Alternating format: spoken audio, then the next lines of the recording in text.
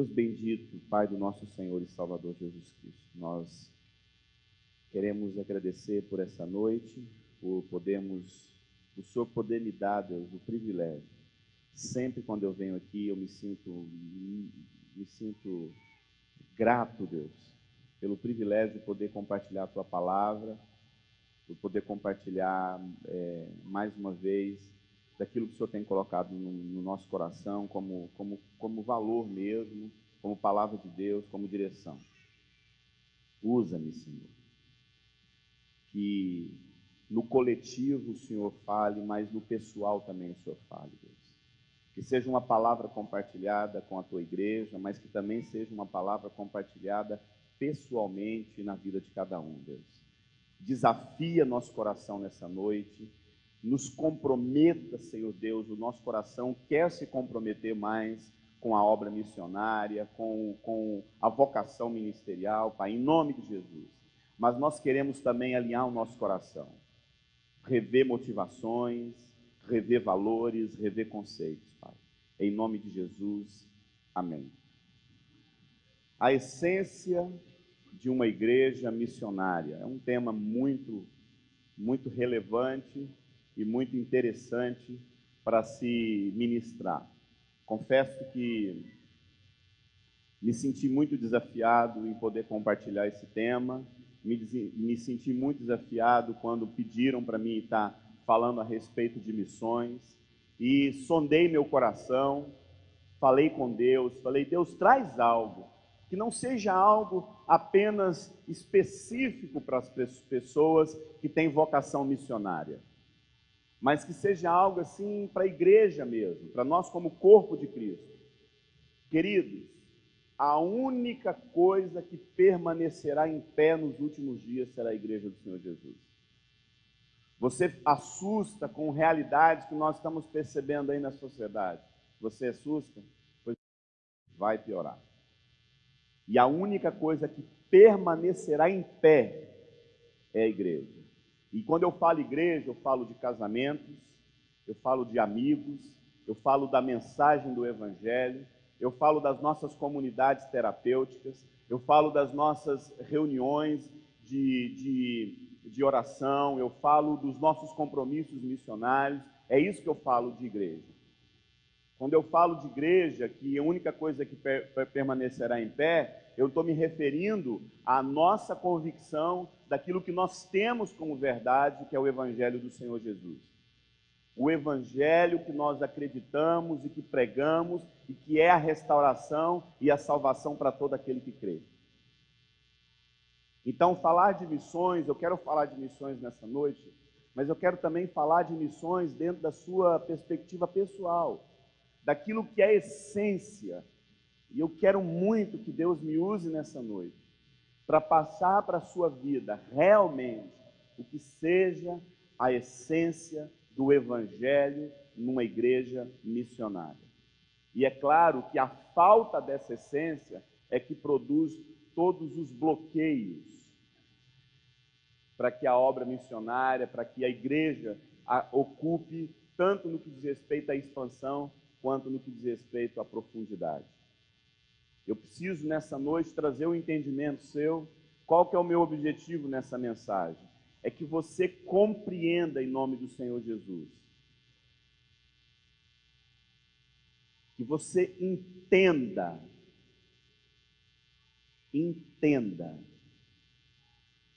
quais são os bloqueios que impedem a manifestação dessa essência a nível de igreja. E eu quero que você saia daqui com esse entendimento. Abra sua Bíblia em Mateus 28.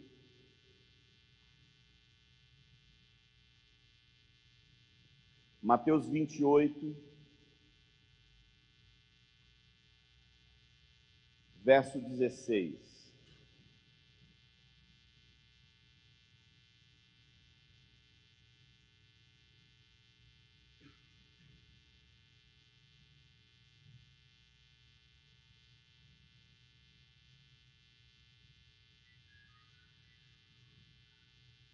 Mateus 28,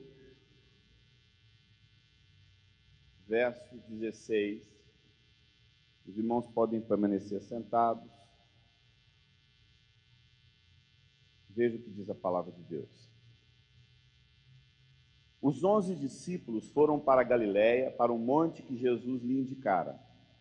Quando viram, o adoraram, mas alguns duvidaram. Diga comigo, alguns duvidaram. Então Jesus aproximou-se deles e disse: foi-me dado toda a autoridade nos céus e na terra. Portanto, deste modo, vão e façam discípulos de todas as nações, batizando-os em nome do Pai, do Filho e do Espírito Santo, ensinando-os a obedecer a tudo o que lhes ordenei, e eu estarei sempre com vocês, até os confins da terra. Guarda esse texto aí, pega um marcador, pega um papel que está dentro da sua Bíblia, coloca aí, e vá para Lucas 24,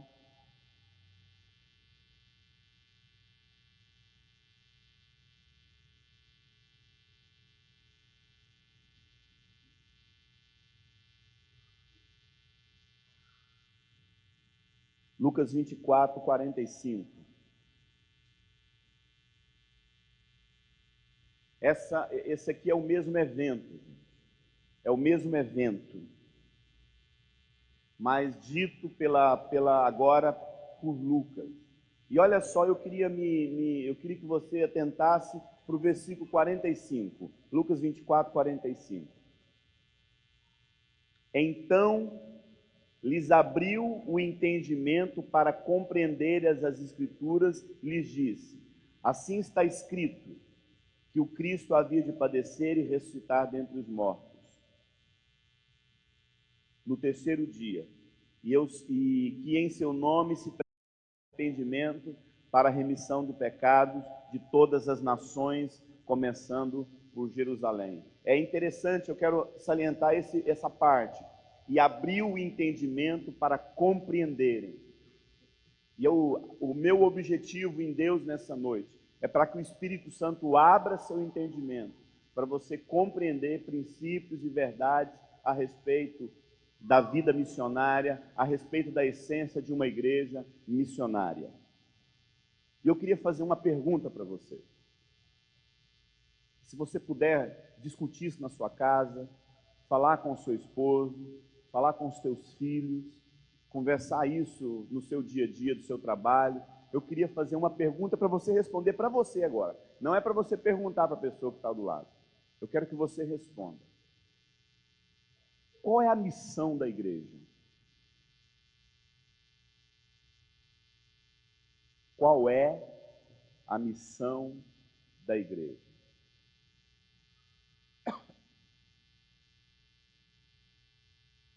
Você já parou para pensar qual é a missão da igreja?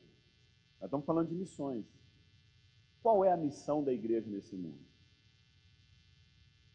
A parte mais conhecida, e eu quero que você volte ela agora para Mateus, você deixou marcado, volte para Mateus 28. A parte mais conhecida desse texto de Mateus 28, qual é?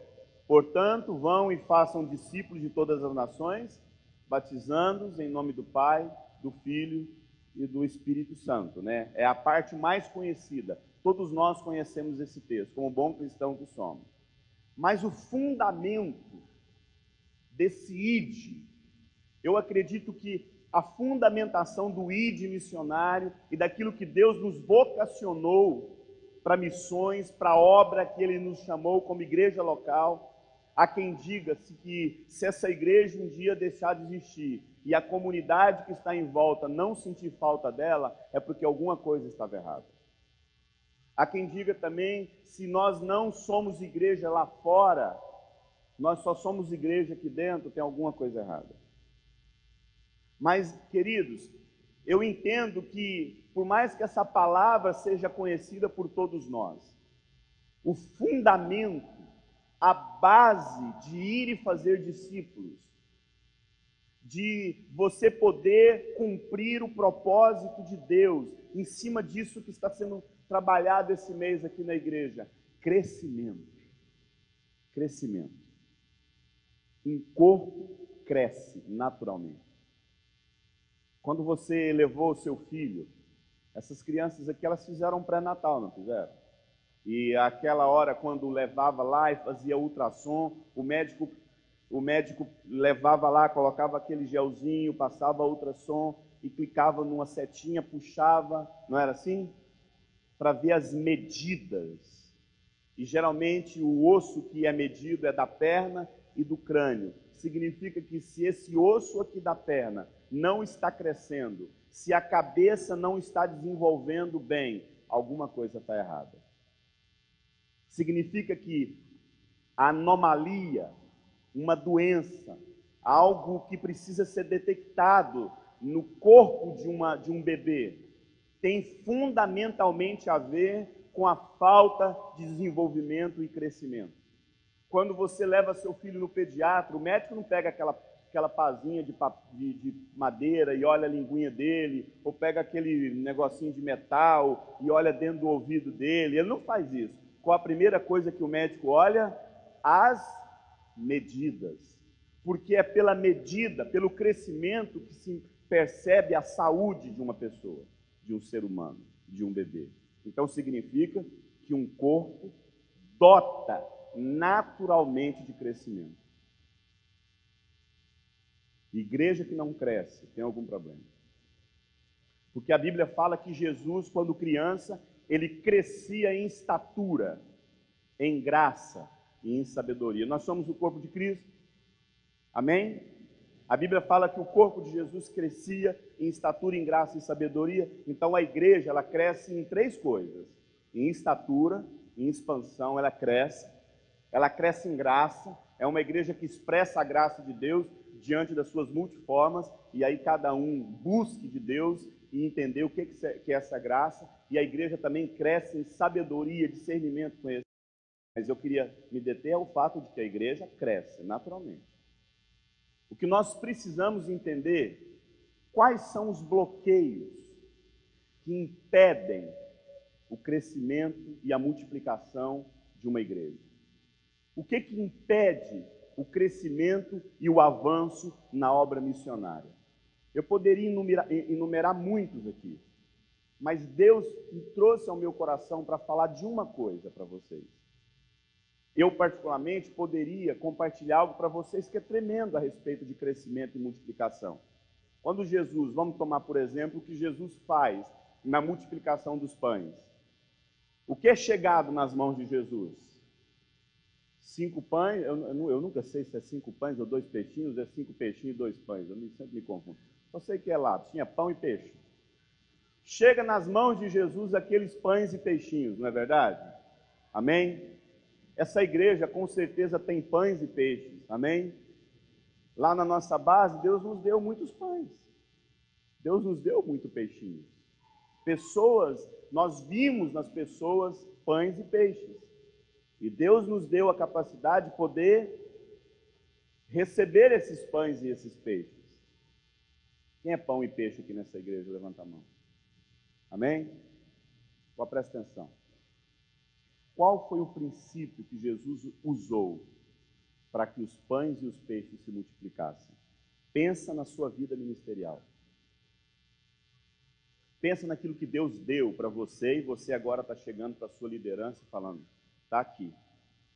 Você sabe qual a primeira coisa que Jesus fez? Ele não orou falando, Deus, eu estou aqui agora dizendo para o Senhor multiplicar esses pães. Deus, eu quero agora determinar, não que isso seja errado. Mas Jesus, qual a coisa que ele fez? Quem lembra?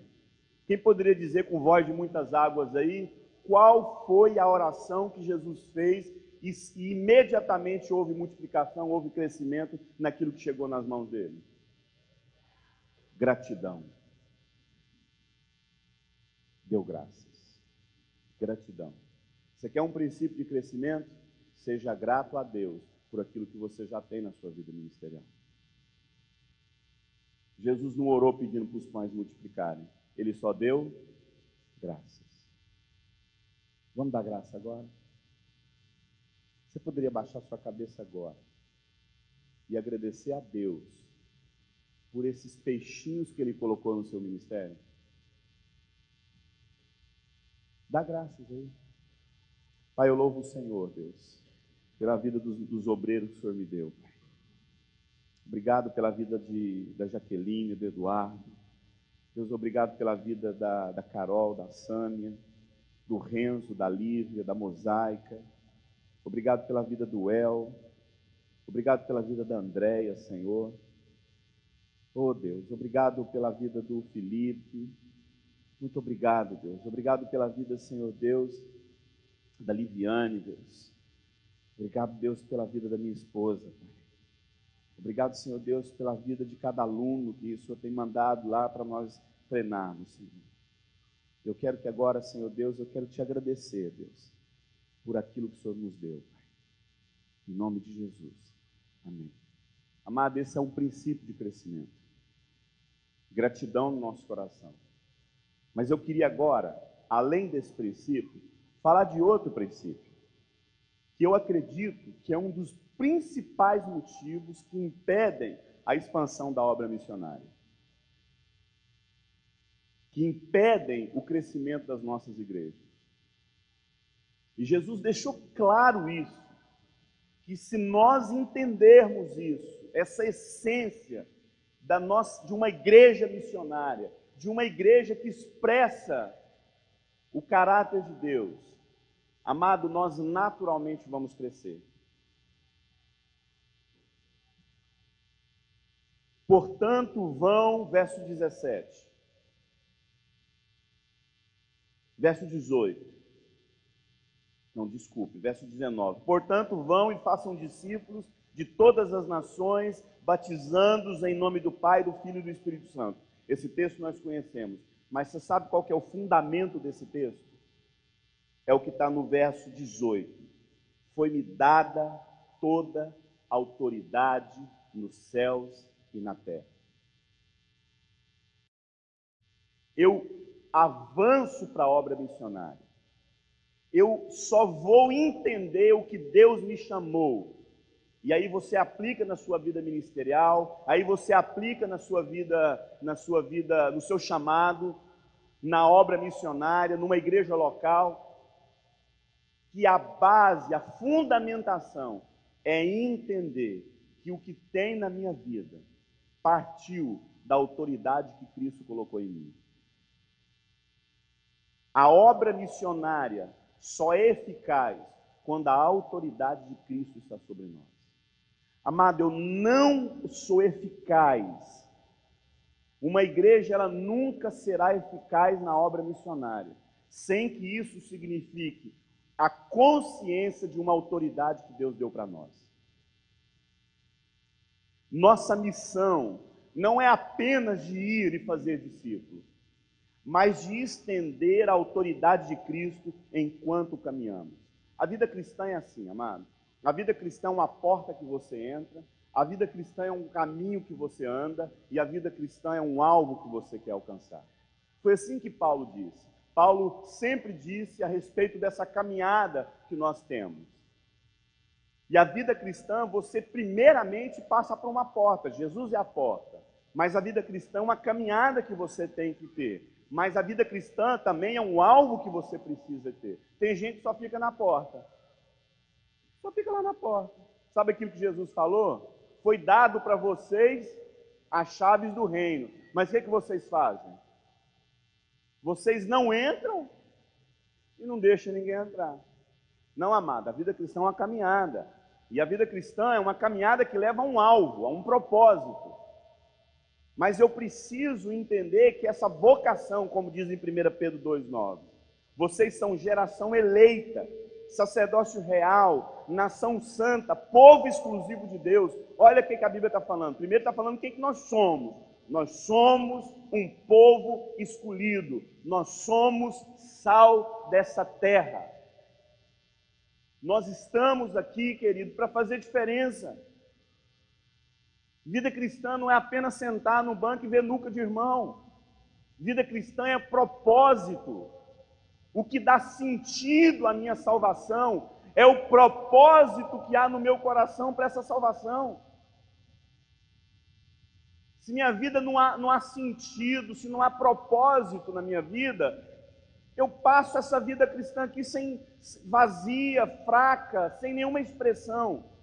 Então o texto de 1 Pedro, ele fala justamente sobre isso. Olha, vocês são, mas vocês, além de ser, vocês estão aqui para manifestar. Então Jesus fala, vocês vão e vão fazer discípulo. Mas para que vocês façam discípulo, presta atenção, para que vocês façam discípulos das nações, vocês precisam ser revestidos de uma autoridade. Quando as pessoas ouviram Jesus falar, eles ouviram Jesus falar de alguma coisa diferente? Não. Você sabia que quando as pessoas ouviram Jesus pregar, as pessoas diziam, o que ele fala é a mesma coisa que os escribas e fariseus falavam, mas ele fala com o quê? Com autoridade. Amado, eu preciso entender que eu preciso de autoridade. Um cristão, ele precisa de patente. Autoridade. Amado, tem coisas na minha vida que eu estou buscando de Deus autoridade. Enquanto isso, eu tenho que reconhecer que eu estou crescendo, eu sou uma pessoa que graças a Deus, Deus me deu assim muita autoridade nas Escrituras. Eu abro a palavra, aquilo salta em mim. Você sabe por que eu tenho buscado autoridade agora? Eu quero ser um homem de oração. Eu não sou um homem de oração. Eu leio muita Bíblia. Eu tenho mais ou menos uma disciplina diária de 3 horas de leitura bíblica. Eu tenho um pastor amigo meu, ele é pastor da Primeira Igreja Batista de Rio Verde. Eu sempre prego na igreja dele. Uma pessoa muito amada, que eu amo demais, temos uma aliança ministerial muito grande. Ele fala assim, Eurípides, o entendimento que Deus colocou na sua vida é muito forte, mas o dia que você descobrir a oração, você vai voar, você vai bombar. Eu não sou um homem de oração, eu oro, mas eu queria ser aquele cara assim que levantava, era 3 horas da manhã e orava. Eu preciso dessa autoridade. Eu quero orar, eu quero poder passar noites orando. Eu quero poder orar assim e entender que eu preciso de mais autoridade nessa questão da oração. Então a igreja do Senhor Jesus, ela tem um ID do Senhor Jesus. Mas esse ID tem a ver com autoridade. E essa autoridade todos nós temos que ter. Mas Eurípides ainda está muito vago. Qual é essa autoridade? Foi-me dada toda a autoridade, Jesus disse. Eu meditei, que é uma palavra que Deus trouxe no meu coração, e eu comecei a estudar e buscar de Deus. Qual foi a maior autoridade que Jesus tinha? Qual foi a autoridade que marcou o ministério de Jesus? E eu entendo que essa autoridade é o que nós mais precisamos na igreja hoje. Amado, nós vivemos uma igreja que ela cresce muito. Mas essa igreja, ao mesmo tempo que ela cresce, ela perde muito. É a famosa porta de trás que fica aberta e as pessoas se desviam muito.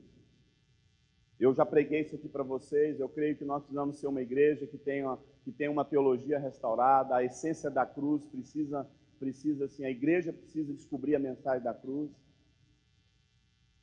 Mas qual é essa autoridade que se estende a nós como igreja, que eu acredito que essa autoridade é uma bomba no mundo espiritual? Abra sua Bíblia mais uma vez em João 10. João 10.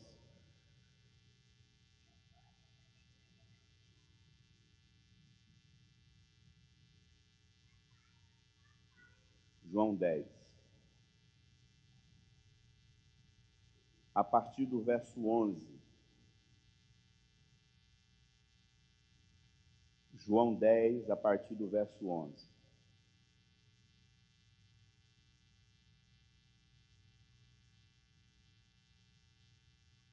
disse Jesus?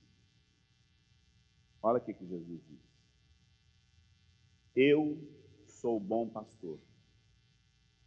Eu estou lendo numa linguagem NVI, porque eu gostei de uma palavrinha que a NVI colocou aí. Eu sou o bom pastor. O bom pastor dá a vida pelas ovelhas. Diga comigo, autoridade só existe quando eu dou a vida. Missões se faz quando eu dou minha vida. Crescimento eficaz só acontece quando eu dou minha vida. Eu sou o bom pastor. O bom pastor dá vida pelas ovelhas. Aí eu fiquei impressionado com o que a NVI colocou aí. O assalariado. Quem está com essa expressão aí, com essa tradução de o assalariado, levanta a sua mão. Ali, ó, várias pessoas. Na sua versão está falando o quê? Fala bem alto. Meu Deus. Está todo mundo demitido. Está todo mundo demitido. Amado, tem uma mentira que fala que o trabalho é a maldição do pecado. Não é, meu. Não é, porque senão Deus também estava amaldiçoado. Porque Jesus falou com meu pai o quê? Trabalho. Trabalho não é maldição, viu? Quem já ouviu isso aqui? Levanta sua mão. Não, no momento em que Adão pecou, Deus amaldiçoou ele com o trabalho. Quem já ouviu isso aqui? Amado, não é. Você sabe qual que é a maldição que veio com o trabalho? Salário. Eu só faço para Deus se eu receber alguma coisa em troca. Se não me pagar por isso que eu estou fazendo, se não tiver um salário que me paga, eu não sirvo para trabalhar. Sabe qual que é um dos maiores inimigos da obra de Deus hoje? São pessoas que acham que para fazer a obra de Deus precisam ser reconhecidas. Não precisa, meu irmão. A gente tem que não ser reconhecido mesmo. Nosso nome não tem que ser mostrado para tratar esse pecado que veio em nós com a queda do homem, de que eu só faço as coisas se me reconhecerem. Você sabe por que as pessoas largam a obra missionária? Você sabe por que as pessoas não cantam mais no louvor? Você sabe por que as pessoas não sabem desenvolver mais ministério? Por que todo mundo faz 1, 2, 3, não brinco mais? Pega a bola e vai embora? Você sabe por quê? Porque quer reconhecimento, quer salário. Olha para o seu irmão que está do lado. Fala, meu irmão, tu está demitido.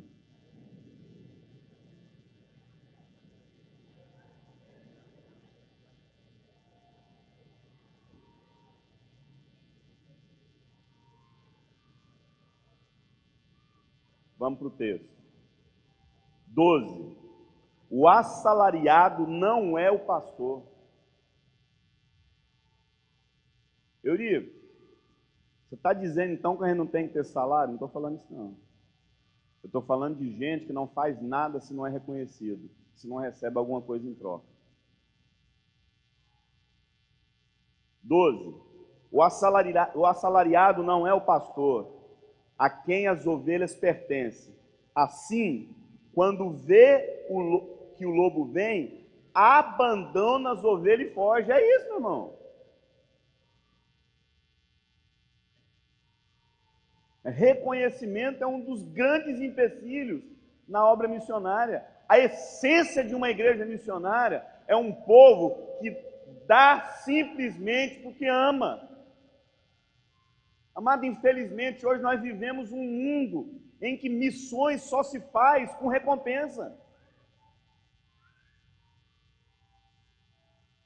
Missões só se faz se eu receber alguma coisa em troca.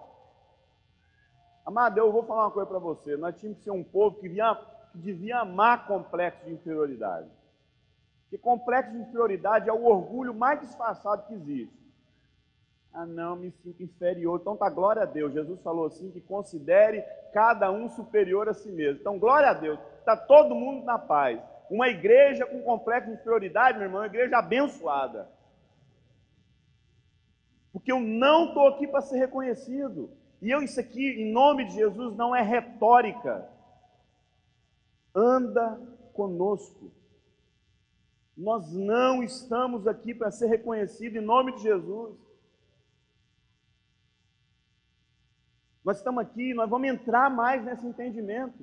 Eu quero compreender mais isso. Nós vamos entrar mais nesse entendimento. O que Paulo falou do que é uma igreja que entendeu o que é missões. Nós vamos entender mais isso. E agora eu prefiro, primeiramente, trazer um texto com o entendimento de Cristo. Assim, quando vê, o verso 12, quando vê que o lobo vem, abandona as ovelhas e foge. Então o lobo ataca o rebanho e o dispersa. Você sabe por que muitas das coisas da nossa vida não continuam? Você sabe por que a obra missionária muitas vezes não continua?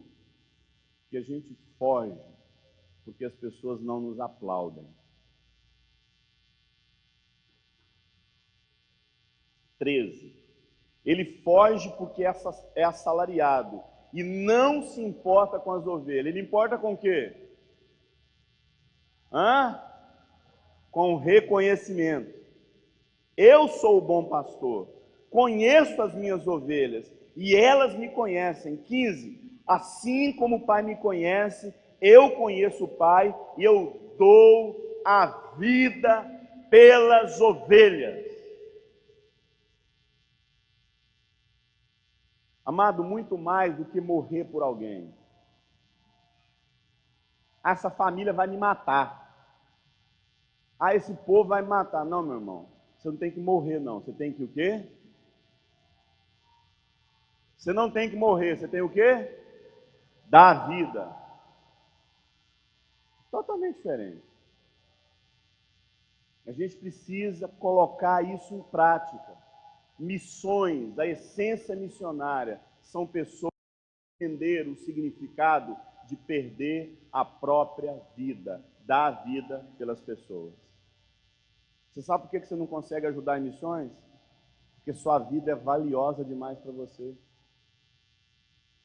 Você sabe por que você não consegue investir em missões? Porque seu patrimônio é valioso demais para você. Mas nós vamos aprofundar mais sobre isso.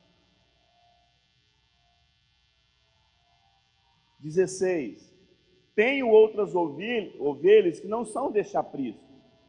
É necessário que eu as conduza também. Elas ouvirão a minha voz e haverá um só rebanho, um só pastor. Olha o motivo que Deus ama a Jesus. Olha o que o texto diz, que Jesus diz. Por isso o Pai me ama. Tem um motivo. Por que Deus ama o Filho? Por isso o Pai me ama. Por qual motivo? Leia e diga aí em voz alta no banco.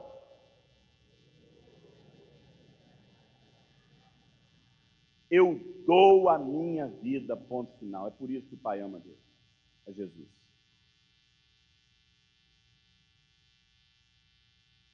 É por isso que o Pai me ama, porque eu dou a minha vida para retomá-la. 18. Ninguém atira de mim, mas eu dou. Fala bem alto. Dou espontaneamente. Vou falar uma coisa para você. Vamos concluir o texto. Ninguém atira de mim, mas eu dou espontaneamente. Tenho esta. O que nós estamos falando? De autoridade. Foi aí que eu entendi a maior autoridade na vida de Jesus. Falei, Deus, é isso. Eu fui perguntar para Deus, toda autoridade me foi dada. Eu fui olhar, aí eu fui perceber que essa era a autoridade de Jesus. Ninguém atira de mim, mas eu dou espontaneamente. Tenho essa autoridade. Então escute, presta atenção, olha para mim aqui. Você sabe por que a gente não tem autoridade na vida? Agora eu vou aplicar vou tirar um pouco da vida missionária e vou aplicar na sua casa para você entender também. Você sabe por que você não tem autoridade na sua casa? Porque tudo que você faz não é espontâneo. O povo tem que forçar você a fazer. Você sabe por que a gente perde autoridade muitas vezes na vida ministerial? Porque não é espontâneo. É um parto. Tem que fazer você amar Deus, querer Deus, servir as pessoas. Você sabe que a autoridade de Jesus estava no fato de que o que ele estava fazendo ali era espontâneo, querido. Você sabe qual que é o maior empecilho que eu vejo hoje na igreja do Senhor Jesus para a obra missionária? É porque é um parto ter que convencer as pessoas a investir em missões. Não é algo espontâneo que as pessoas entendem, porque não há uma percepção de doação. Nós precisamos resgatar o senso de doação, de pessoas que entendem que o que elas têm não são delas, e Deus quer usar aquilo para abençoar pessoas. A vida que Jesus tinha não era dele, a vida que ele tinha era para quê? Para dar para as pessoas. Você quer uma igreja com autoridade? Você quer uma vida com autoridade? Então aprenda a autoridade de dar. De dar a sua vida. A autoridade de Jesus. E ele passa essa autoridade. Toda a autoridade me foi dada. Por que essa autoridade foi dada? Porque ele deu a vida dele. Então, se nós queremos ser uma igreja com autoridade missionária, se nós queremos ter uma vida, e aplica também na sua vida pessoal, não tem como eu deixar de aplicar na sua vida pessoal. Amado, seja espontâneo. Para de proteger.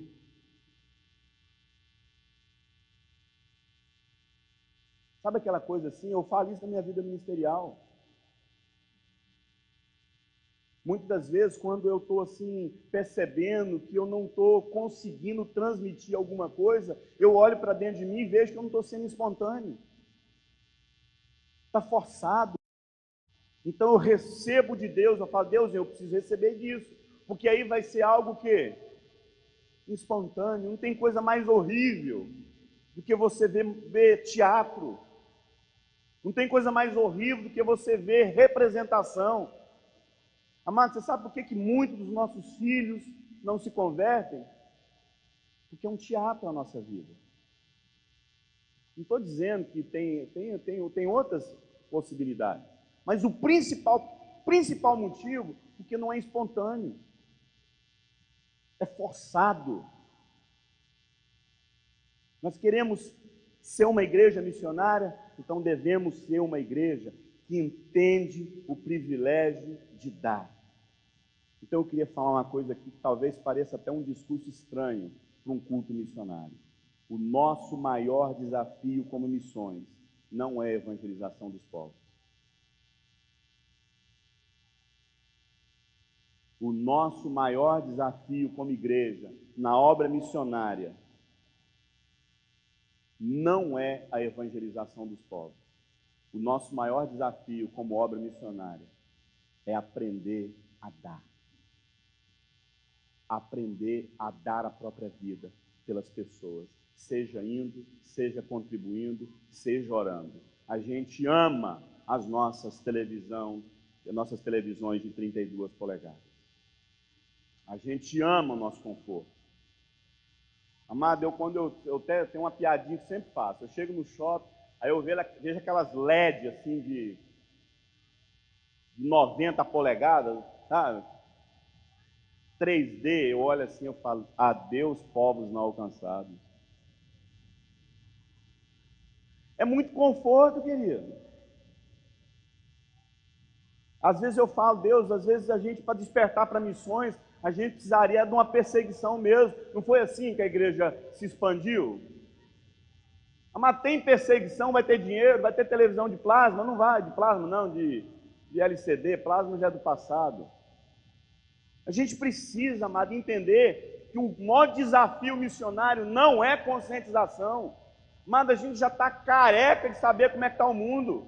Essa semana nós assistimos lá na televisão, lá, eu e Osana, a gente sentou assim, choramos junto no sofá. Quando a gente viu aquele documentário lá da Somália, quem viu esse documentário lá no Repórter, lá no... Amado, é terrível aquilo. Então, amado, conscientização nós não faltamos. Não há necessidade de conscientização. Eu posso pegar aqui e passar um monte de vídeo falando da realidade de Moçambique, falando da realidade de Angola, falando da realidade, meu irmão, não é da realidade do mundo que a gente precisa recordar, é da realidade do nosso próprio coração, que só pensa em nós mesmos. Não é de consciência que nós precisamos, no sentido de conscientização de como está o mundo. Você sabe o que a gente precisa? É de amar. É de abrir mão da própria vida. É dar vida pelas pessoas. É de entender que o meu chamado tem a ver com o fato de que eu dou a minha vida. A maioria dos cristãos de hoje não possui esse entendimento. Eu preciso também dizer isso, que além de uma consciência de amar e de dar a própria vida pelas pessoas, nós também precisamos de um entendimento até bíblico de missões. É verdade. Querido, eu sou de igreja histórica. Curiosamente, a minha igreja histórica, eu fui de uma igreja histórica até os meus 20 anos. E por uma questão de mudança de cidade, de proposta de trabalho na época, eu fui para uma cidade onde não havia minha igreja. A minha igreja é a cristã evangélica, a minha igreja histórica, que por sinal foi uma igreja que foi uma ramificação da congregacional. Eu sou de uma igreja histórica. E como igreja histórica, e dentro dessa proposta de igreja histórica, nós precisamos entender algumas coisas que nos foi abandonado. Eu lembro que alguns anos atrás, há 30 anos atrás, no final do culto, quando ia se fazer uma oração, a gente chamava aquele senhorzinho lá de 90 anos que vinha dar a benção. Você sabe quem eram esses senhorzinhos, esses pastores? Eram os missionários que vieram do campo muitos anos atrás para abrir as nossas igrejas. E você sabe o que eles traziam na bagagem deles? Quem poderia falar aí gritando bem alto? Quem sabe o que os missionários que vieram implantar as congregacionais, as cristãs evangélicas, batistas, o que eles traziam nos navios? Caixões. Você sabe por que eles traziam os caixões? Porque eles queriam morrer no país onde eles estavam indo. Você sabe hoje o que os missionários fazem? Eu atiro no meu próprio pé, porque na Jocum é assim, o cara vai lá, fica 3 anos no campo missionário, volta para o Brasil e fica 10 vivendo de PowerPoint do que ele fez. Ah, pelo amor de Deus, gente. Ah, pelo amor de Deus. São poucas as pessoas que vão lá morrer. Eu estou aqui para dar a minha vida por esse povo. O cara vai lá, meu irmão, é provado, querido, é provado. Eu já ouvi falar isso, é verdade. Um pastor só começa a ser realmente reconhecido como pastor numa comunidade depois de 4 anos. Depois de 4 anos que o povo começa a ver o cara mesmo como pastor. O que dizer na obra missionária? Você só começa a ver sinais do que você faz, no mínimo 3 anos, meu irmão. Sinais assim, olha lá. Agora hoje, meu irmão, as pessoas vivem de PowerPoint, vivem de fotografia. Vai lá, tira umas fotografias lá e volta. E fica vivendo de conferência missionária. Amado, se tem uma coisa que missões não é conferência missionária. Ajuda. Missões são pessoas que entregaram a própria vida. Missões são pessoas que entregaram a própria vida. Gente que investe em missões não por desencargo de consciência, mas gente que investe em missões por uma vocação que Deus nos chamou. Eu não estou aqui simplesmente para desencargo. Sabe aquela cara de frango assado que a gente tem? Eu vou te explicar o que é cara de frango assado. Você está lá comendo num restaurante, aí aparece aquele menino com cara de frango assado na sua frente, assim, ó. Quem já viveu isso já? Você está lá comendo e de repente aparece aquele menino assim, olhando pro seu prato, assim, ó. Aí você vai lá, compra um prato de comida e dá para ele. Porque você ama ele? Não, porque você quer comer em paz. Você quer resolver o seu problema e não o problema dele. É assim, eu não me sinto assim, sinceramente, meu irmão. Se eu olho para dentro do meu coração e estou fazendo aquilo simplesmente para resolver o meu problema, é porque eu não entendi. Então, muitas vezes, nós achamos que nós temos que fazer missões para resolver a nossa consciência. Não é, meu irmão. Uma igreja, ela faz missões, sabe por quê? Porque ela entende que é a vocação dela. Que se nós não fazermos missão é um pecado se a gente não entender a nossa vocação missionária. Ministério de missões não é algo que precisa ter na igreja para dar um upgrade nos nossos cultos. Não é, meu irmão. É a vocação da nossa igreja. Da gente investir em missões. Eu amo, amado, eu amo.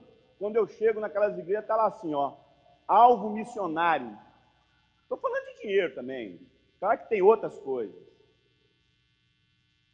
Agora, por que acontece às vezes quando a gente não tem esses alvos, a gente não entende a vocação da igreja? Eu costumo dizer que a primeira coisa é que nós somos uma igreja, a igreja evangélica em si já sofre uma deformidade de uma consciência missionária não gerada em nós. E eu não tenho nenhuma dificuldade de ver que a igreja evangélica, quase num todo, tem as suas exceções. São poucas as igrejas que têm uma consciência e uma vocação missionária, por conta de já um problema lá atrás. Uma das pessoas que mais contribuiu para a obra, para a igreja do Senhor Jesus, que a palavra dele foi uma palavra assim, que mais contribuiu para o avanço e para a restauração da igreja, foi Lutero. A compreensão da cruz, da percepção da fé, da justificação, foi tremendo que Deus usou Lutero. Mas teve uma coisa que a reforma protestante errou. As ordens missionárias. Você vai entender o que eu vou dizer.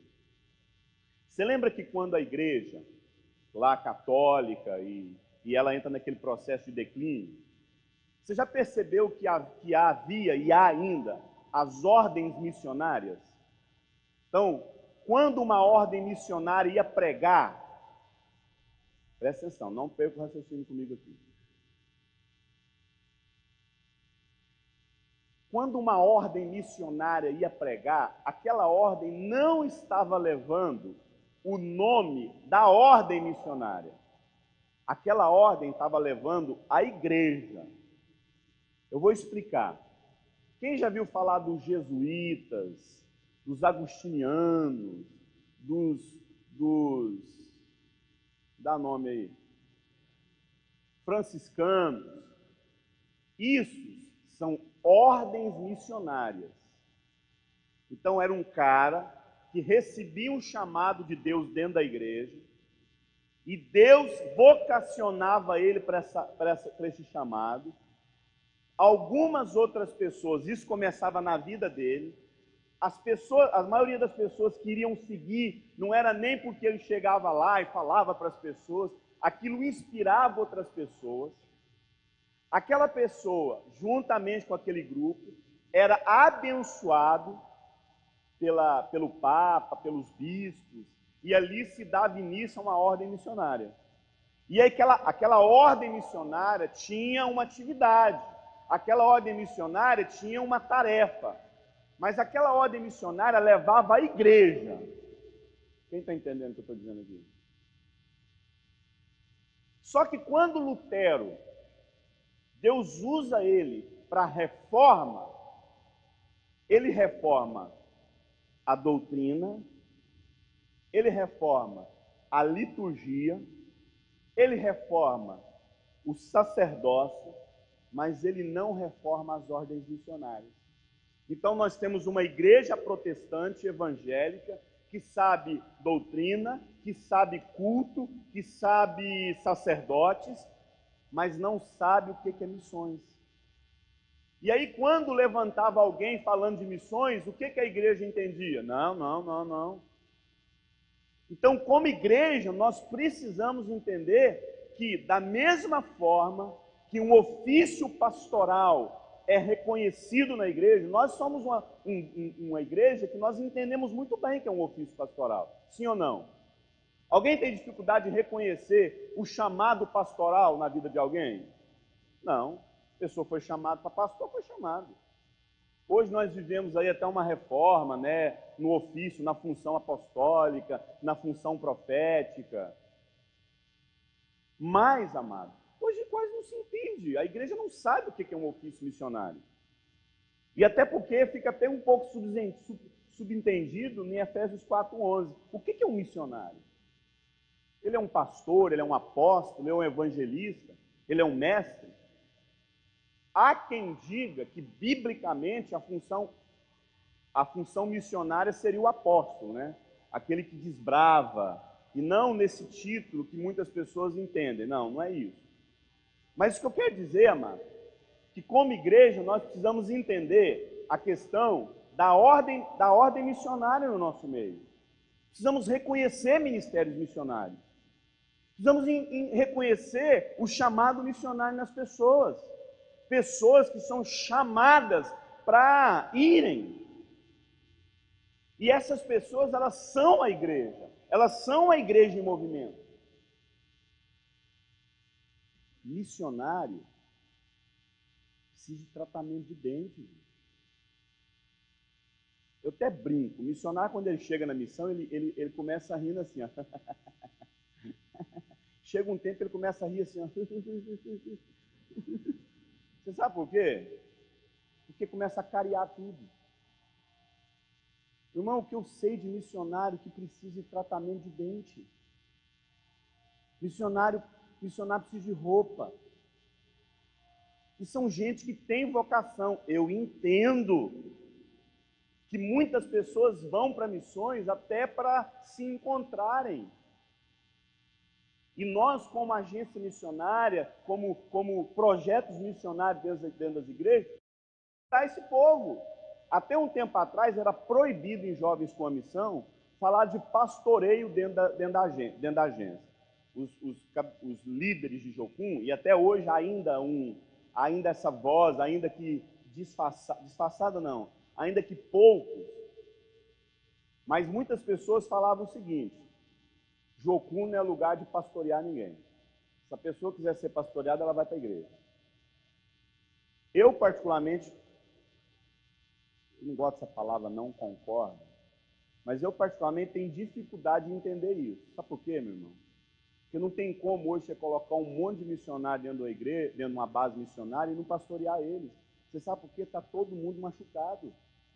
O povo está abusado, estuprado, violentado, molestado, está todo mundo arrebentado. E essas pessoas têm chamado, mas precisam ser pastoreadas, precisam ser cuidadas. Então nós precisamos entender a obra missionária dentro da perspectiva do chamado. Vida missionária é uma função ministerial dentro de uma igreja. E existem aqueles que investem e oram, existe aquele que investem, ora e vão. Então não é um departamento, gente. Não é um dia, é uma vida. Missões é uma vocação da igreja. Não fazer missões é um pecado contra Deus, querido. Uma igreja que não tem uma consciência missionária é um pecado contra Deus. Mas, Eurípides, você falou lá no início, e eu não saí do texto, eu não saí da minha mensagem. Você falou lá no início de dar a vida, e agora você está falando também sobre vocação. Por que você falou sobre vocação? Porque nós perdemos essa consciência de vocação, querido, de vocação missionária, porque nós passamos a pensar só em nós mesmos. Nós entramos por essas portas, meu irmão, só para ver o nosso problema resolvido.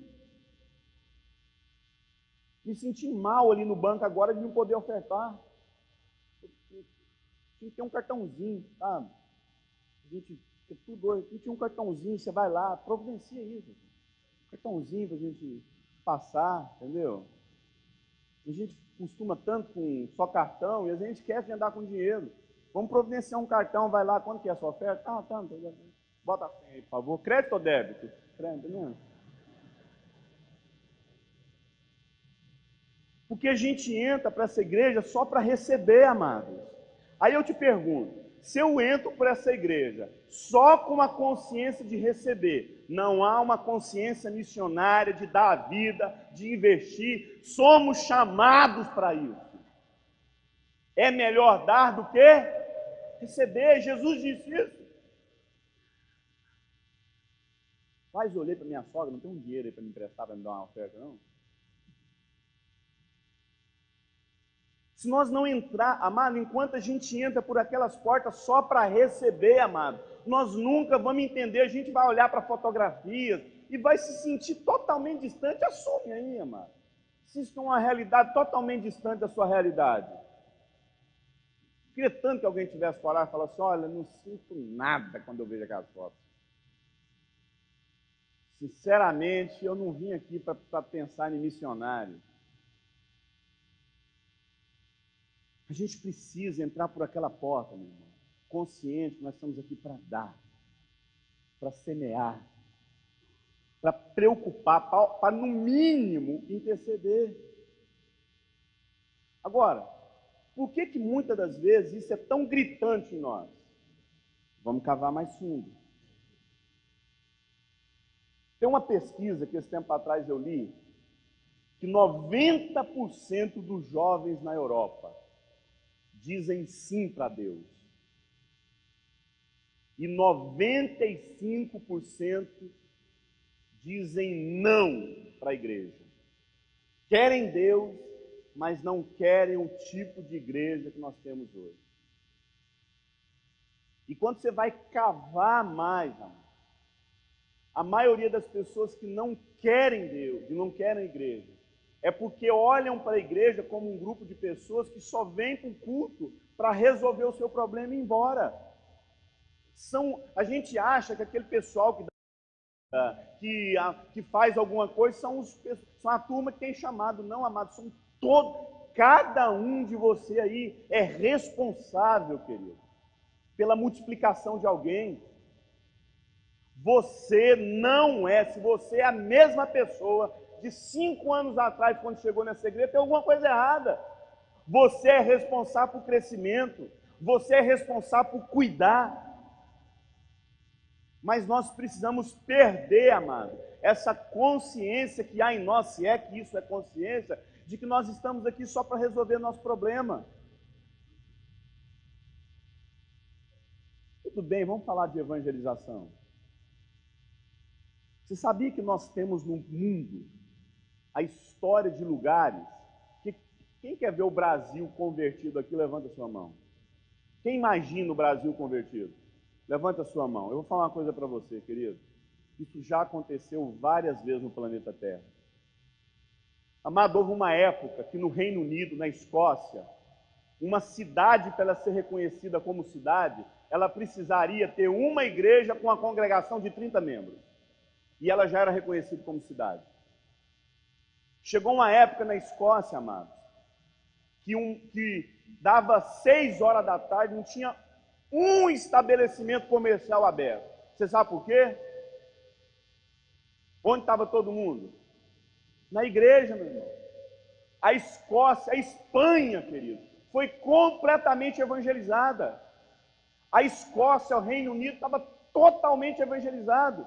Na época dos apóstolos, a Bíblia fala que o evangelho chegou por toda a região. E hoje, quando você vai lá naqueles países, são países totalmente afundados no ateísmo. Amado, eles conseguiram. Eles evangelizaram, eles cresceram. Eles conseguiram alcançar isso aqui que nós estamos almejando. Mas o que aconteceu? Sabe o que aconteceu? Eles se converteram, mas pensaram só neles. Aí eles criaram mega templos. Aí eles acharam que agora tinha que dominar o mundo na força do braço e se esqueceram da essência do evangelho, que é amar e cuidar um dos outros e dar a vida um pelo outro. Querido, se amanhã a gente converter o Brasil todo, querido, e a gente achar que agora a gente está resolvido, cumprimos a tarefa, fizemos o nosso serviço, meu irmão, nós vamos ser um país igual ao Reino Unido, que hoje é o berço do paganismo. Você vai no Reino Unido, você não acredita como é que um país daquele já foi completamente evangelizado. A maioria dos cristãos, amados, não entendem missões porque se tornaram amantes de si mesmos. Você sabe por que muitos avivamentos do mundo falharam? Você sabe por que muitos países que foram evangelizados pararam? Porque eles deixaram de pensar nos outros e pensaram só em si mesmos.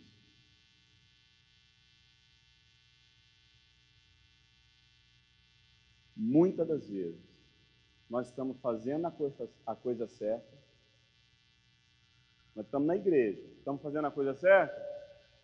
Estamos, mas com o motivo errado. Verdade. Muitas das vezes, nós estamos fazendo a coisa certa pelo motivo errado. Estamos na igreja, somos crentes, mas o motivo que nós estamos aqui é nós mesmos, não é, amado, não é você. Você está aqui para fazer diferença nesse mundo. Você está aqui para Deus te usar na vida de pessoas. Que o mínimo que você pode fazer, o mínimo, é orar por alguém que está em missões. O mínimo que você pode fazer é ligar para alguém e perguntar: o que você está precisando?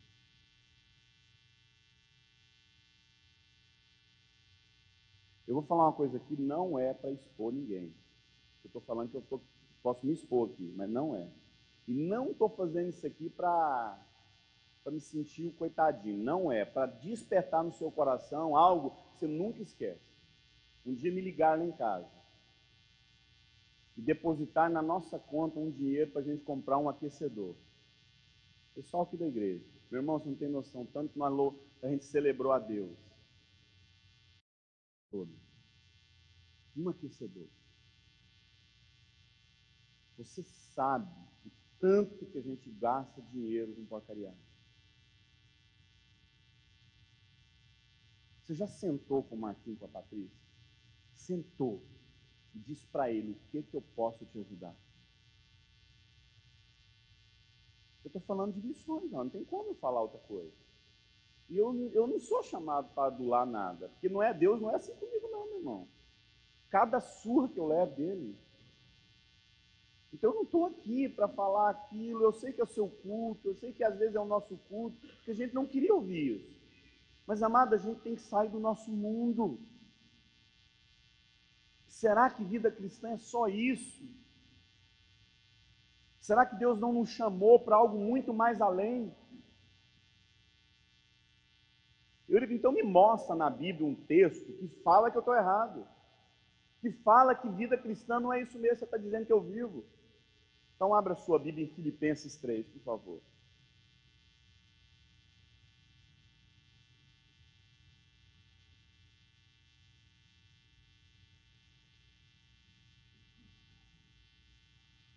Às vezes, eu queria que você repetisse isso. Às vezes, nós estamos fazendo a coisa certa pelo motivo errado.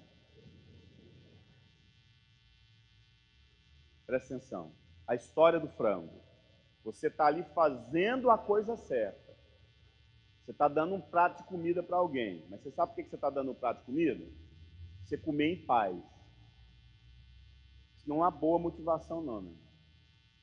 Às vezes nós estamos sentados nos bancos das igrejas, estamos fazendo a coisa certa, mas o motivo que nós devíamos estar aqui não é esse. Não é simplesmente para resolver nosso problema. É para nos desafiar a fazer diferença nas pessoas, na vida das pessoas.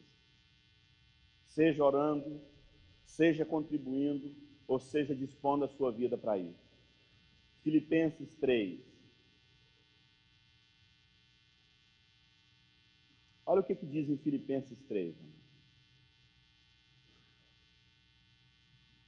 E eu não posso deixar de ler esse texto enfatizando que a essência de uma igreja missionária é quando ela deixa de amar a própria vida dela, deixa de amar o patrimônio dela, deixa de amar o nosso próprio ganha-pão e fala: Deus, eu estou abençoando pessoas. Deus, eu estou deixando de amar a minha própria vida e estou indo para missões. Deus, eu estou deixando de amar o meu tempo e vou orar para os missionários. A essência de uma igreja missionária é uma igreja que doa a própria vida. Qual era a autoridade de Jesus? A autoridade que eu tenho é porque eu dou a minha vida para as pessoas. Querido, eu quero que você leia esse texto, você entender o que é um homem de Deus que não amou a própria vida. Filipenses 3:7.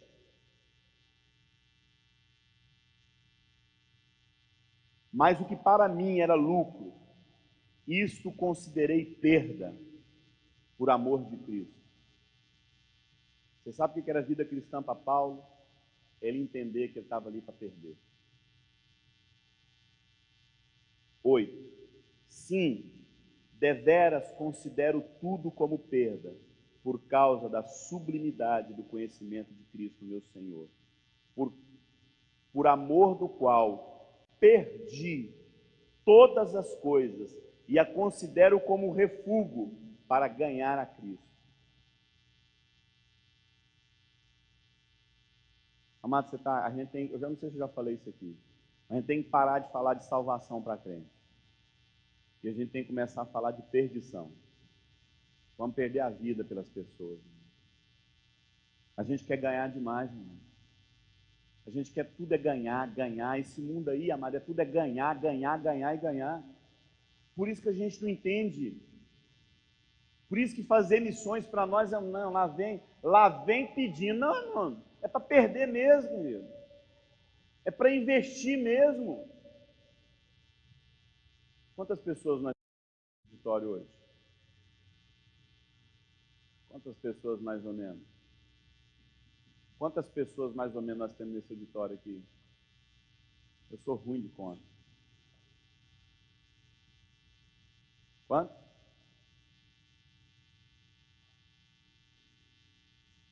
Umas 500 pessoas. 1.500? Vê até que eu sou ruim de conta, né? Umas 1.500. Meu irmão, o que 1.500 podem fazer pela obra missionária? E eu não estou falando só de finanças, não. Não estou falando não, amado. Porque eu acredito que gratidão mexe no bolso, sim. De investir, de ligar e procurar o que vocês estão precisando. De enviar, mas também eu estou falando de gente que deixa de amar a própria vida, meu irmão. Querido, como é que você consegue não se sensibilizar com aquilo lá da Somália? Meu irmão, nós precisamos ir embora para a Somália. Jovens, em nome de Jesus, parem de amar a própria vida. Eu tenho pregado, esse tempo atrás eu estava pregando numa conferência missionária para jovens, e meu coração ardia, eu falava para as pessoas: jovens, param de ficar gastando tempo nessas porcariadas de YouTube, de Facebook, o cara fica 3, 4 horas nessa porcariada, meu irmão. Desafiem a própria vida, vão para o campo missionário e morram lá. Deem a própria vida, gente. Igreja não é isso, meu irmão. Igreja são pessoas que entenderam que são chamados para ser luz nesse mundo. Nós precisamos resplandecer a nossa vida. Igreja não é só você sentar nesse banco, faz parte, claro. A Bíblia é cheia de ajuntamento de pessoas, mas são pessoas que se ajuntam para fazer diferença na vida de outras pessoas que estão fora. Paulo disse: olha, você sabe o que eu entendi que a vida cristã é perder. Eu considerei tudo perda. 9, e ser achado nele, não tendo justiça própria, que procede da lei, senão a que é mediante a fé em Cristo Jesus, que procede de Deus, baseada em fé, para conhecer o poder da sua ressurreição e a comunhão Gente, fala essa palavra com voz de muitas águas. Paulo falou que ele queria conhecer o quê? Não consigo ouvir. O quê? Gente, eu não estou sendo sensacionalista aqui não. Vamos rasgar esses livros de autoajuda, pelo amor de Deus. Diz que você é... Não, meu irmão. Jesus teve um filho. Não teve? Qual é o nome dele? Jesus Cristo, amém? E ele teve um projeto para a vida desse filho dele. Qual que era o projeto que ele tinha para esse filho? Morte ou vida? Então olha para o seu irmão e fala assim: meu irmão, Deus tem para você um projeto de morte.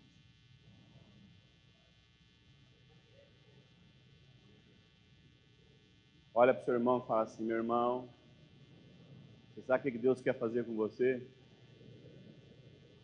Ele quer te matar.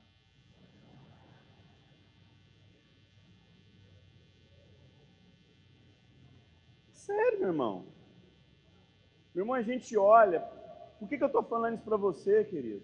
Porque a gente precisa, em nome de Jesus, querido, entender que vida de igreja é morte.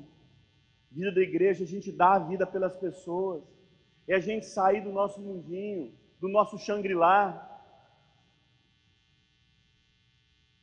Vamos continuar lendo.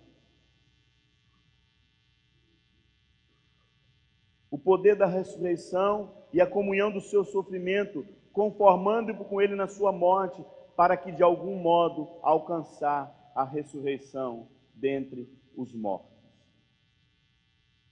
Eu queria finalizar com vocês, não no sentido de tempo, tá? Finalizar no sentido do texto, que eu quero que você medite nisso. Que enquanto eu não entender que para se fazer missões, nós precisamos aprender a perder. Paulo fala que nós somos entregues à morte todos os dias. Deixa eu te falar uma coisa, um casal que planejou as férias, planejou, separou um dinheiro, um casal que separou tempo, e aí Deus fala assim: agora eu quero que você pegue isso e invista na obra missionária. Esse tempo que você tirou para suas férias, eu quero que você ligue para alguma agência missionária, para algum projeto missionário aqui da igreja e fale: nós queremos dar o nosso tempo. Você está entendendo que o segredo, amado, é perder, mano. O segredo é perder a própria vida, o segredo é perder a própria vida, por amor de Cristo, por amor.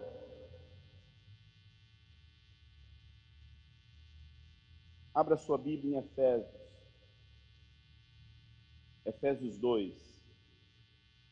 Só voltar aí, né? Efésios 2. E agora eu queria finalizar com vocês, dizendo que o que mais...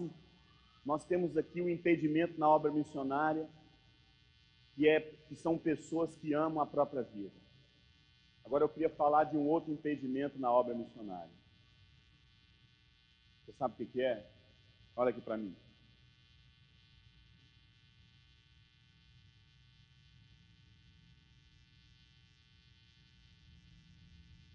Um dos maiores impedimentos da obra missionária são pessoas que só pensam em si mesmas, que não se sentem desafiadas a orarem, contribuírem e irem. E agora, eu ouso dizer que o maior impedimento na obra missionária, um dos maiores, é falta de gratidão, como eu disse, não foi? O segundo, gente que ama a própria vida. E agora o terceiro, aquela coisa bem de Provérbios, né? Há 3 coisas que impedem, se eu fosse escrever. A primeira, falta de gratidão, deu uma pinceladinha rápida. A segunda, gente que só ama a própria vida. E a terceira, que para mim é a maior, o maior impedimento. Você sabe por que eu acho que é o maior impedimento? Porque quando Jesus falou da obra missionária, na oração sacerdotal, ele orou justamente por isso. Você sabe qual que é o motivo maior da obra missionária, dos bloqueios? Sabe qual que é o nosso maior desafio também na obra missionária? E é o maior desafio? Unidade. Gente que só pensa no seu próprio ministério. Gente que está aqui para defender espaços. Gente que simplesmente levanta para si muros de divisão e não quer se relacionar uns com os outros. Amado, até na obra missionária a gente quer levantar os nossos muros. Ah, eu não sou da agência tal, sou da agência tal. Ah, eu não sou do ministério tal. Ah, eu não tenho compromisso com esse ministério. Jesus falou que o mundo saberia que o Pai enviou ele quando nós amássemos uns aos outros. Jesus, na oração sacerdotal, ele falou: olha, a minha oração é para que eles sejam um. Então, um dos maiores impedimentos na obra missionária são uma igreja com o coração dividido uns pelos outros. O maior impedimento da obra missionária. Por que nós não temos autoridade na vida, nos ministérios e na obra missionária? Você sabe por quê? Porque muitas das vezes nós estamos divididos dentro de nós mesmos.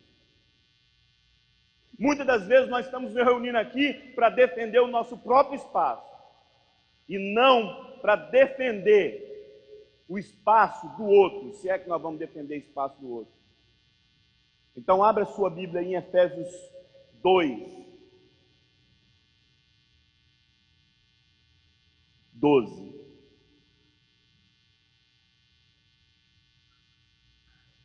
Naquele tempo, que tempo, amado?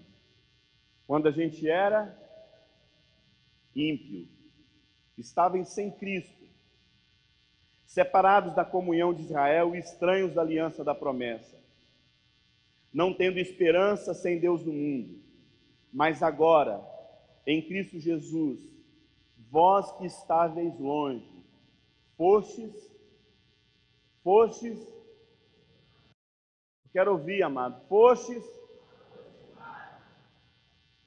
olha aqui para mim, agora eu preciso falar também para a liderança.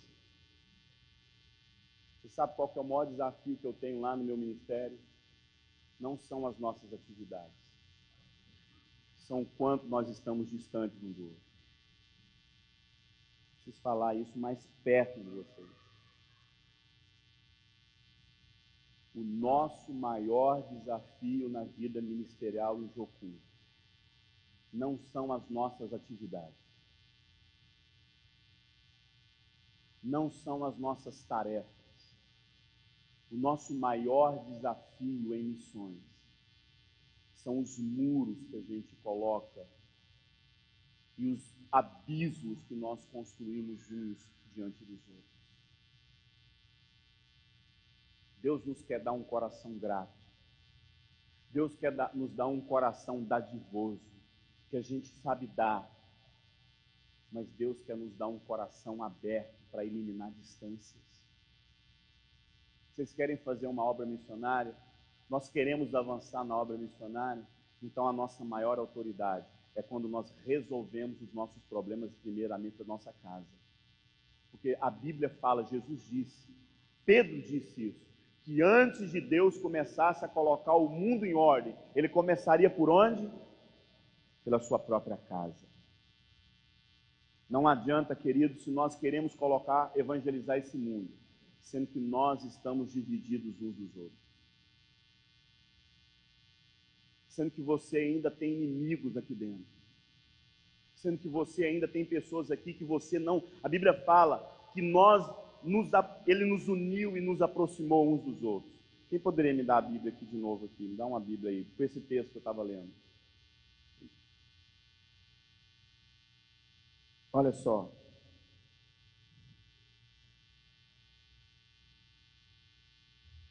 Naquele tempo, estáveis sem Cristo, separados da comunidade de Israel, estranhos. 13, mas agora sem Cristo, vós que estáveis longe. Quanto você está longe do seu irmão? Quanto que você está longe do seu irmão? Quanto você está longe do ministério do seu irmão? Amado, é uma mentira. Se a gente está falando de reconciliação, estamos divididos. A Bíblia fala assim, ó, esforcem-se. Vocês devem esforçar para manter o vínculo da paz. O vínculo, vocês precisam manter unidade pelo vínculo da paz. Então eu tenho uma perna aqui e eu tenho outra perna aqui. Mas para que essa perna esteja ligada, eu preciso do quê? De um vínculo. E a Bíblia fala que o nome desse vínculo é paz. Para que tenha unidade, ela fala assim, mantenha a unidade pelo vínculo da paz. Eu preciso estar em paz com meu irmão, querido. Por que os palestinos e os israelitas lá, os israelenses, não dão certo? Porque eles não têm paz um com o outro. Você sabe por que eles não têm paz? Porque eles não se toleram. Não adianta a gente querer exercer ministério se a gente não sabe tolerar o irmão. Eu tenho orado, Deus me ensina, Deus. Aquilo que Paulo fala, que a gente precisa ser padrão no trato, amado. A gente tem que aprender a tratar as pessoas bem. Vida cristã é gente que sabe tratar um ao outro. Vida cristã é gente que sabe ter bom trato, sabe o que é abraçar, sabe o que é cuidar um do outro. Antigamente, lá no mundo, a gente tinha que lutar contra a imoralidade, contra o pecado. Antigamente, lá no mundo, a gente precisava aprender a lidar contra tanto de pornografia, e adultérios, e assassinato, e roubo. Agora, amados, a gente precisa aprender a lidar, sabe com o quê? Que é pecado do mesmo jeito. Sabe o que é? Saber tratar um ao outro. Sabe qual que é o meu maior desafio na minha comunidade, onde Deus me colocou como líder? É ser gentil, é falar bom dia. No trato, seja um padrão. Paulo fala para Timóteo. A gente precisa aprender a tratar um ao outro. 14. Porque ele é a nossa paz, o qual de ambos os povos fez um, e derribou a parede que estava no... Quantas paredes estão colocadas no seu ministério? Quantas paredes ainda existem na sua vida, impedindo que as pessoas entrem? Queremos fazer missões, queremos crescimento, queremos cuidado, queremos comunhão, queremos celebração, então nós temos que derribar as nossas paredes. Porque é contra a nossa essência. É contra. Esse tempo atrás, Deus, eu estava com uma pessoa que deu muito problema no ministério. Aí essa pessoa volta.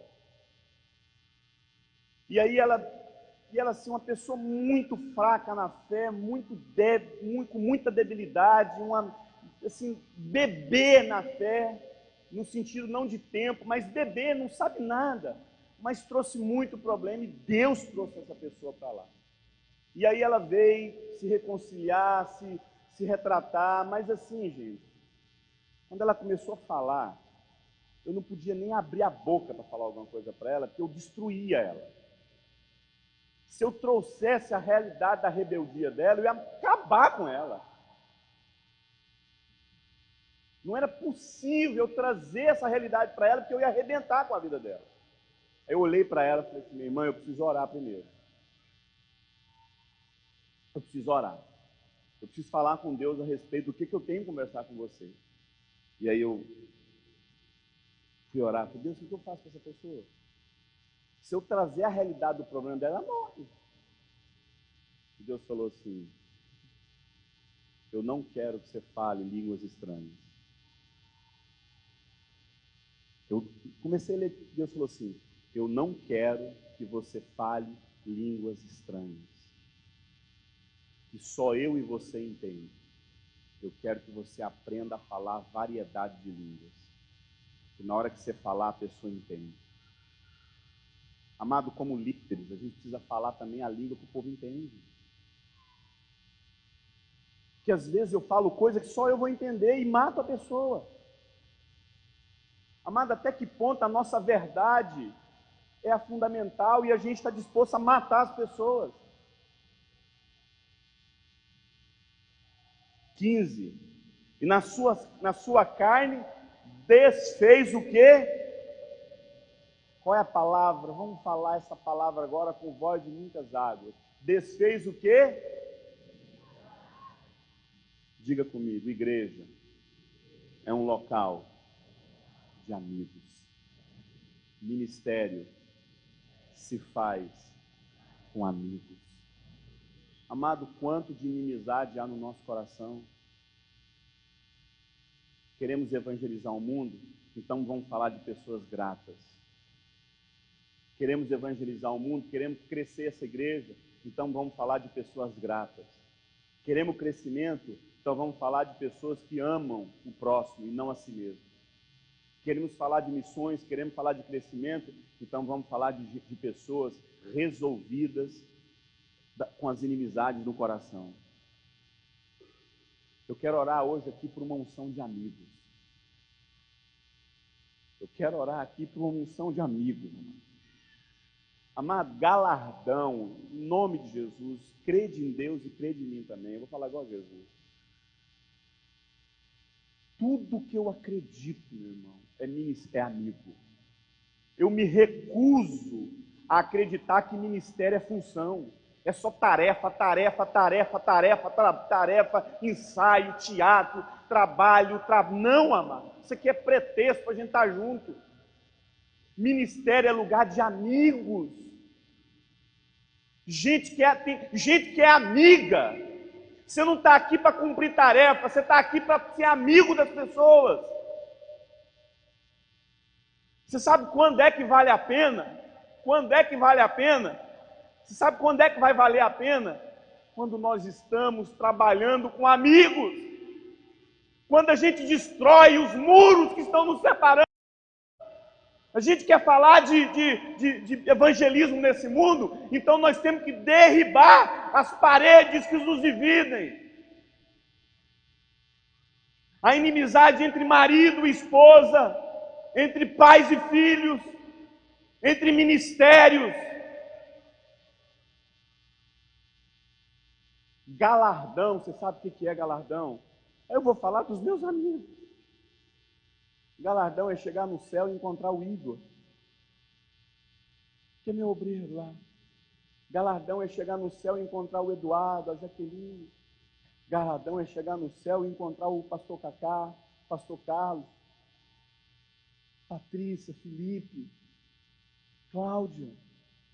Amado, se não for por amizade, esquece. Muda de religião, vira muçulmano, lá todo mundo é inimigo. Vira muçulmano, meu irmão. Que a gente vai explodir e matar todo mundo que está em volta da gente. Ministério é feito de amigos. Ele derribou a parede de inimizade.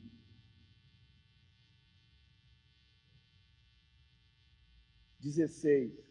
E pela cruz reconciliar ambos com Deus em um só corpo, matando com ela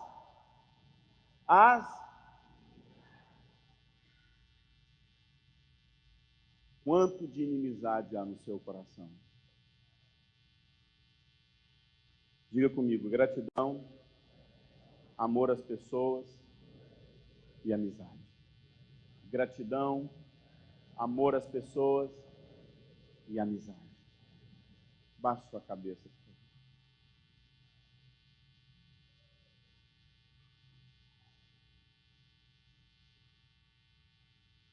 Quero orar com você e por você.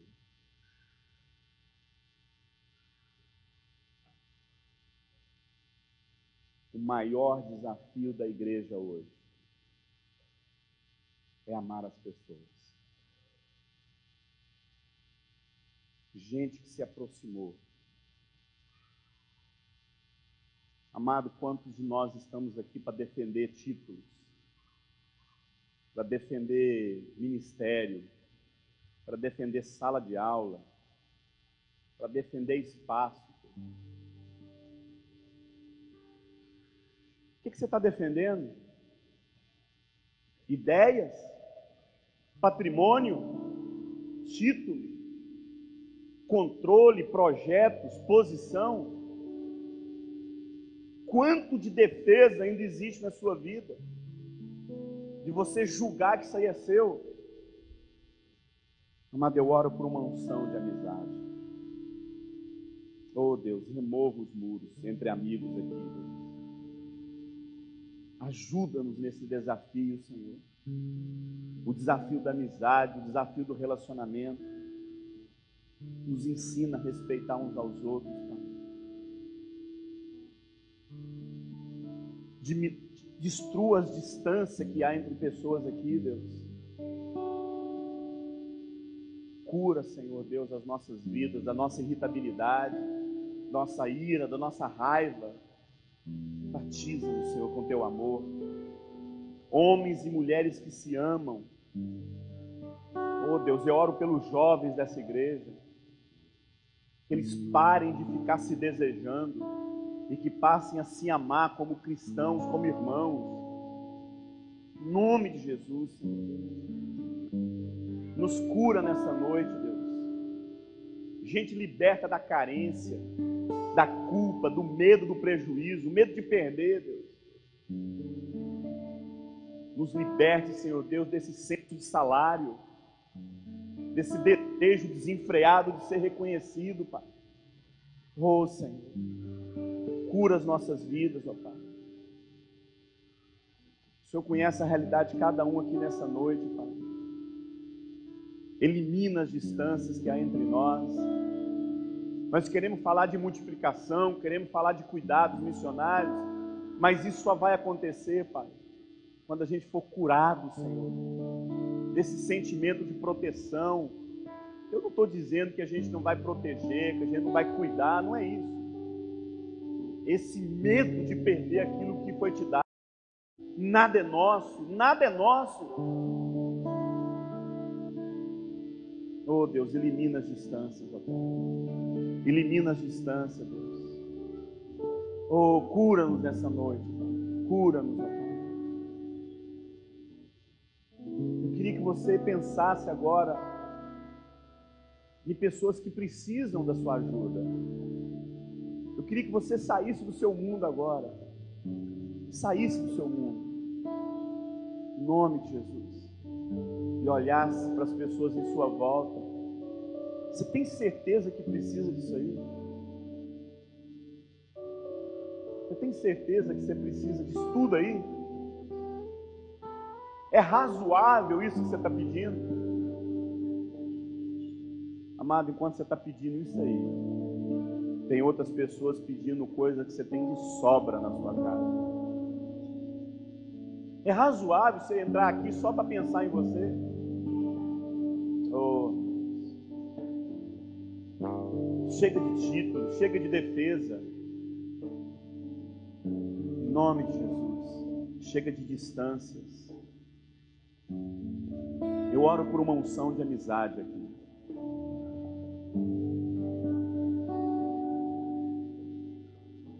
Amado, eu tenho orado a Deus para parar para tirar do meu coração toda suspeita de mal. Como a gente gosta de suspeitar o mal. Oh Deus, cura, Senhor, cura, Deus.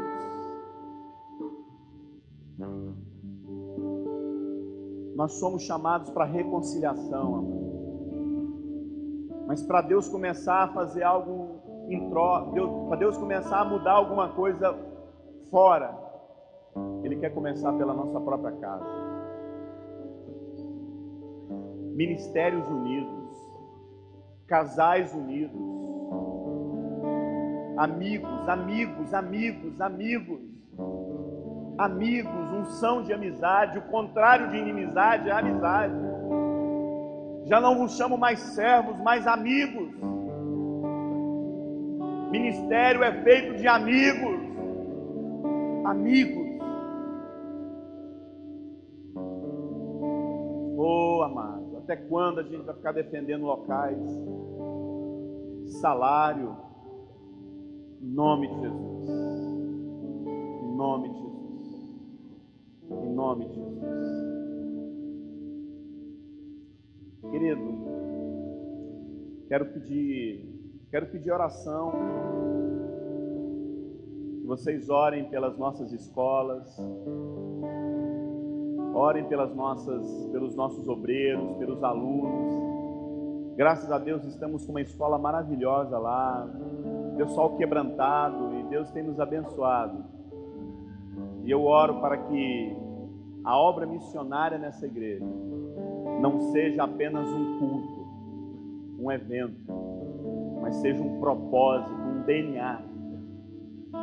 Mas que isso comece no nosso coração, eliminando as barreiras, as divisões, a ingratidão, e nos faça, em nome de Jesus, sermos pessoas resolvidas.